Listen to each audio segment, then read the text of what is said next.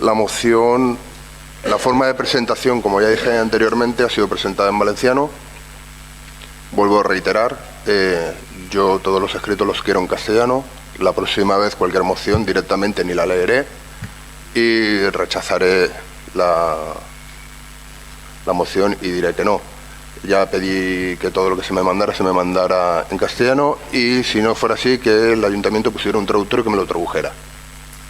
Vuelvo a reiterado, que no me escriban en valenciano, por favor. Más que nada porque los ciudadanos somos castellanos parlantes, hay andaluces, hay gallegos y hay personas de otras nacionalidades que no conocen el idioma. Y estamos aquí para todos, no para una parte. Gracias. Yo ahora no voy a entrar en ningún tipo de polémica de carácter lingüístico. El Ayuntamiento de Burjasot saca su información en valenciano y en castellano, en las dos lenguas, porque las dos lenguas son oficiales. Cada grupo político tiene el derecho de expresar en cualquiera de las dos lenguas y, por tanto, no entiendo necesario que tuviese que hacer ni siquiera una traducción de ninguna moción que haya pasado en ningún grupo.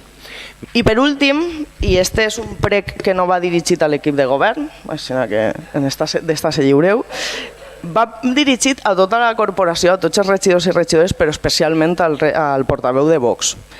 I només li vaig a fer un prec, i és que ni vostè ni ningú, per favor, vos pregue que no me torneu a dir en quina llengua he de parlar o he d'escriure, perquè aquest poder el tinguereu fa moltes dècades, però per sort, avui per avui, no el teniu.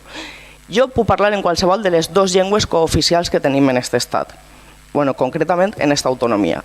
En qualsevol d'aquestes dues llengües me puc expressar. Si vostè no m'entén quan jo parlo en valencià, és vostè el que té un problema. De la mateixa manera que si jo estiguera així i no comprenguera el castellà, tindria un problema. Així que si vol resoldre'l, n'hi ha molts mitjans per a poder-lo resoldre. I això és la meva intervenció. Gràcies.